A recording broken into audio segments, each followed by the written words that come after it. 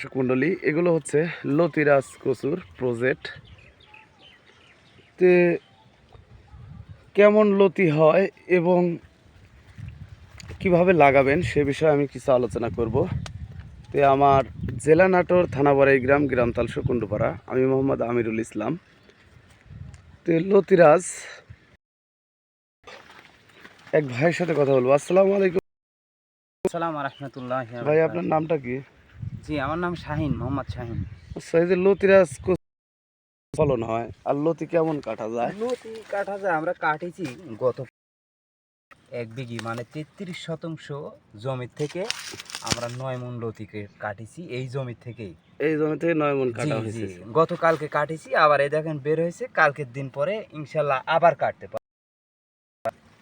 এই যে সব অর্থাৎ লতি বের হচ্ছে। কোনো সপ্তাহে 2 দিন আর কোনো সপ্তাহে 1 দিন দিন কাটা পরে, কোন সপ্তাহে 1 দিন কাটা পরে। চালানের হ্যাঁ, উপরে চালানের উপর নির্ভর করে। নির্ভর।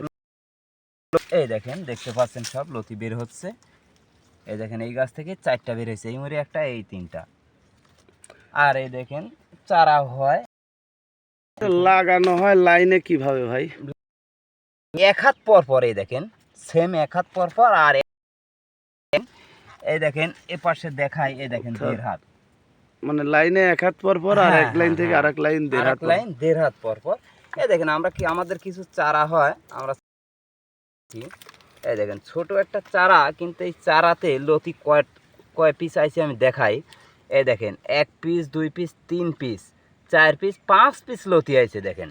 অর্থাৎ লতির মাথা থেকে যে চারাটা হয়েছে চারাতেই জি, দেখে। লতির মাথার থেকে যে চারাটা হয় আমরা সেই চারাটা বিক্রি করি। চারাই এ দেখেন 5 পিস লতি আইছে। ছোট গাছ থেকেই লতি আসে, চারা যেটা লতি থেকে চারা তৈরি করা হয়। তো প্রিয় দর্শক মণ্ডলী, আপনারা যদি কচু চাষাবাদ করেন তাহলে কিভাবে আপনাকে পাবে? চাষাবাদ করলে আমাদের এই চ্যানেলে নাম্বার দেওয়া আছে।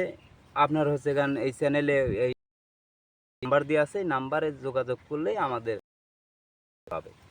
তো দর্শক মণ্ডলী, ভালো থাকবেন, সুস্থ থাকবেন। আর চারা যদি কচু তাহলে আমাদের সাথে যোগাযোগ করতে পারেন। আমরা বাংলাদেশের প্রত্যেকটি জেলায় এই লতি